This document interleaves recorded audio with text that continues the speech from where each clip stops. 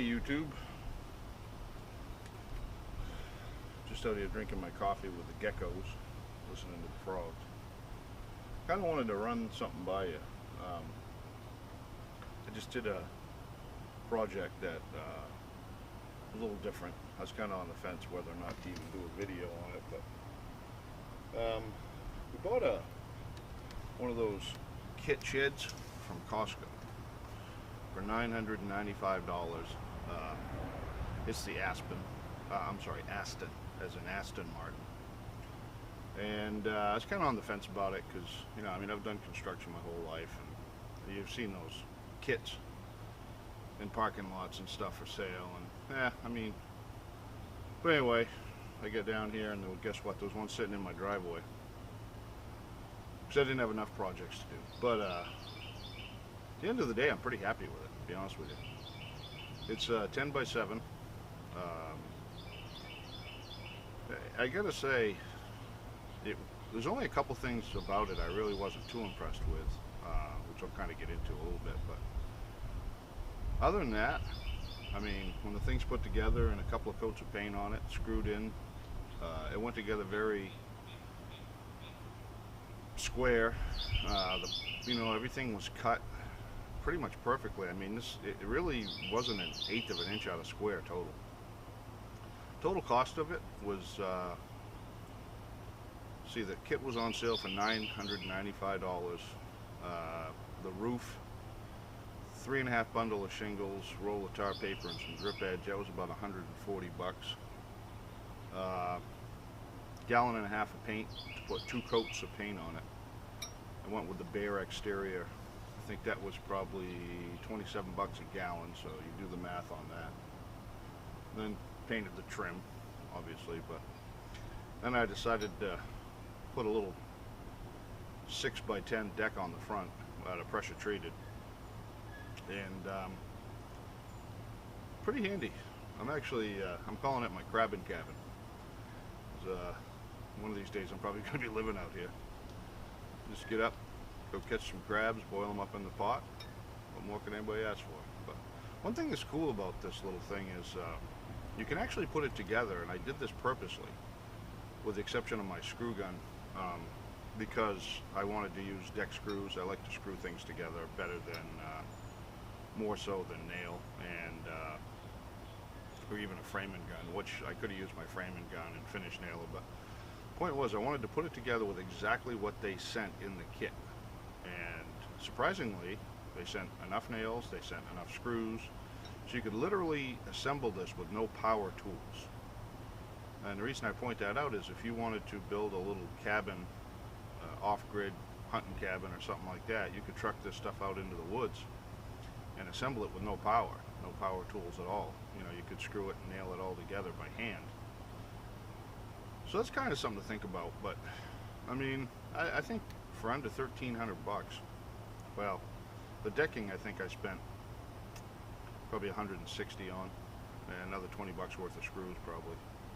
So say 12, for under 1,400 you've got a pretty cool little cabin. But I'll point out a few things as we go along. I do have to apologize at the beginning of the video. I screwed a lot of the footage up further somehow, so I missed the whole laying out the stringers and framing up the walls and stuff. And I get a couple of pictures that kind of give you some idea, but it's pretty straightforward.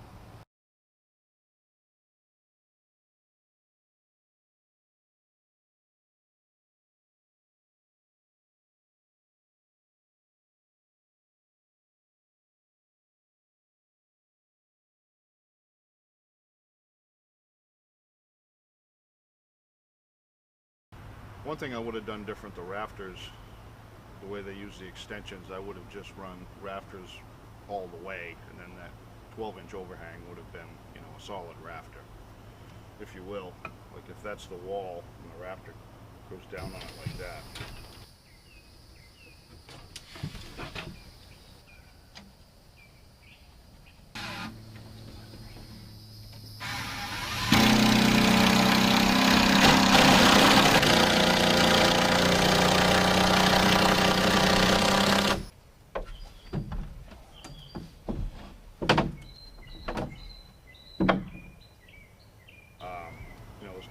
having an extension here.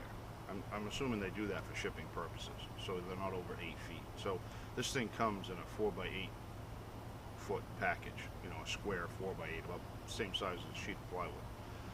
So you could get this whole kit into the back of a full size. When I first started, I screwed up the first part of the video. So essentially, all I have is a couple of pictures, but you know, it all comes with a pile of 2x4s and sheathing, and you have to frame out your floor and walls and attach the sheathing like any other construction. But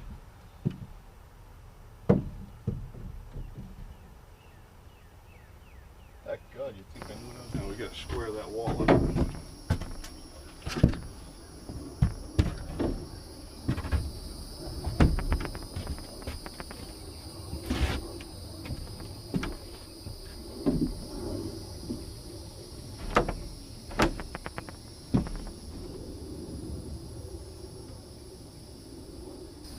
Perfect.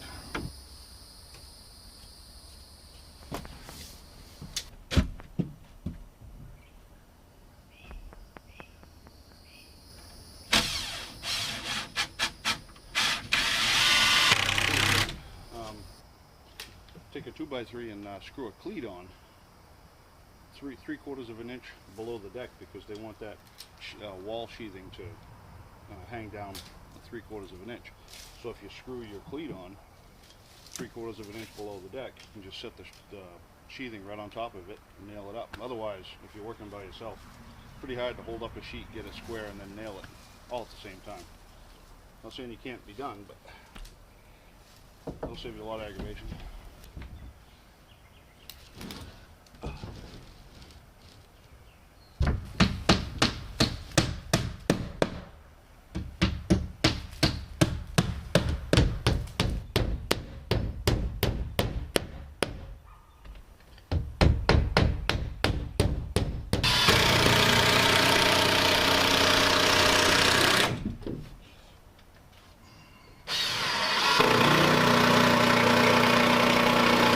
Sheets that have to go up there, 2 4x8s and a 2x8. So what I'm going to do is I get it tacked up there, the first one. I'll put the second one under it, and then see how it is for square before I start nailing stuff down. So far so good. I've got a pretty good 90-degree, flush both front and side. Gable rakes, as they call it, to get your soffit up, which is basically 3/4 pine.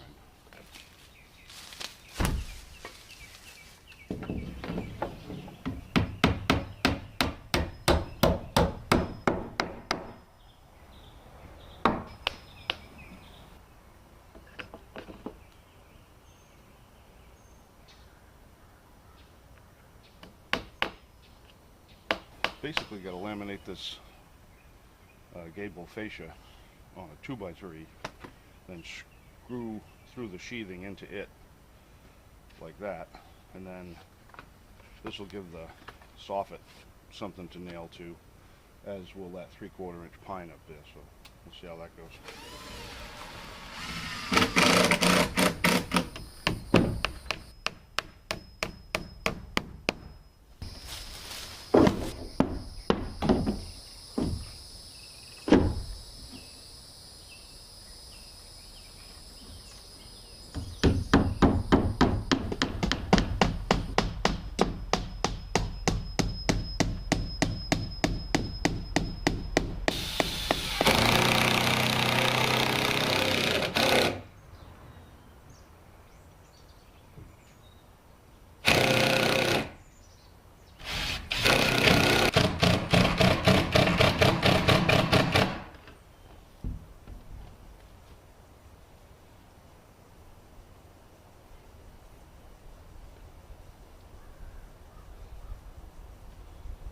There you go.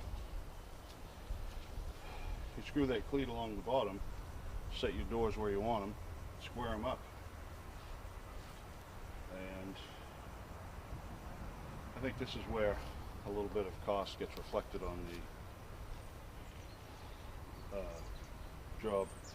For instance, those is basically just, that's a long piano hinge with basically OSB as a hinge. How long is that going to last? I don't know. But, you know, you can always, the good news is it's 2x4 here, so you can always build a new door, you know, in time when these things go out. I've been fighting the battery like a son of a gun on this whole project.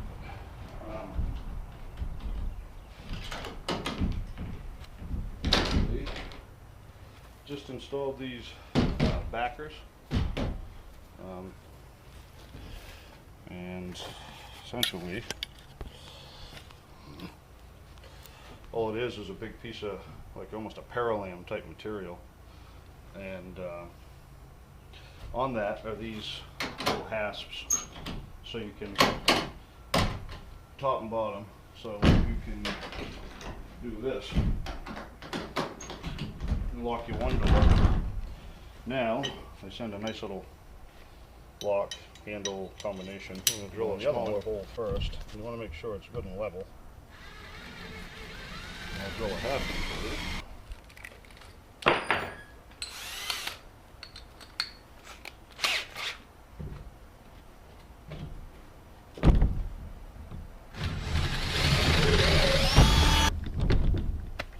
Boom. They want you to caulk around those holes before you actually put the windows in, so we're going to do that.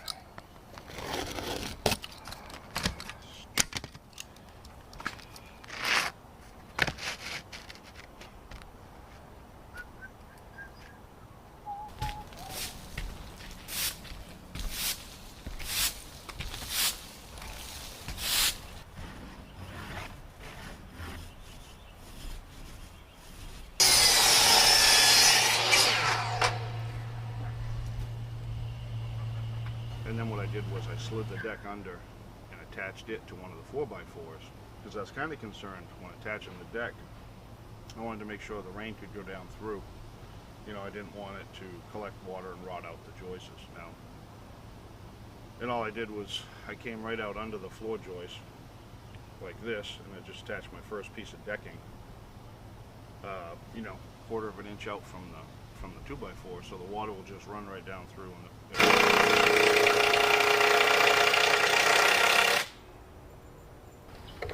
Jesus, that's heavy stuff.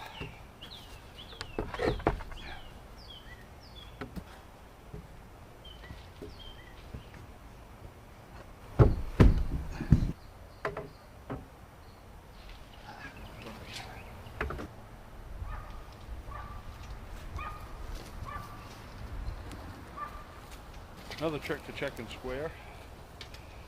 Go 3 foot. And you go 4 foot.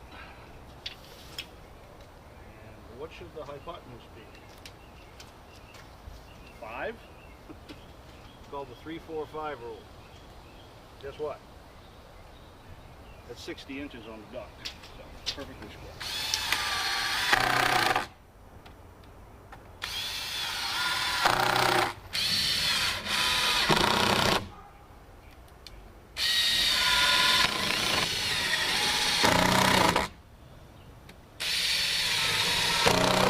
applications, you could make this thing pretty bomber. Speaking of bomber, I think we got a tropical storm coming in. I gotta go fishing too, so see what happens. Start off with the door. Like I said, this isn't the hottest setup, but oh well, yeah, I guess I could have cleaned my mess up first, huh? But there we go. Like I say, it's 10 by 7. Once you get in here, you can see there's quite a bit of headroom up here. But like I say, put a little cot right over there, put a little stove right over there, a little counter, maybe a makeshift sink for the gray water, and you could make a great little hunting camp or something. Small, but that's the idea. All you gotta do is get in out of the weather and get warm. Go back out hunting. I do apologize for the mess, folks, but as usual, I'm thinking more about fishing than I am working. So anyway, we'll take a walk around the outside. You can see that's the side of it, what it looks like. Come around the back, and it's the roof, which it poured rain last night, so that's working good.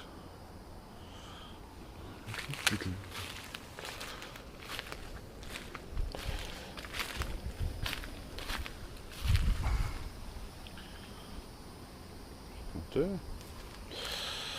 And back to ground zero. But anyway, there you have it.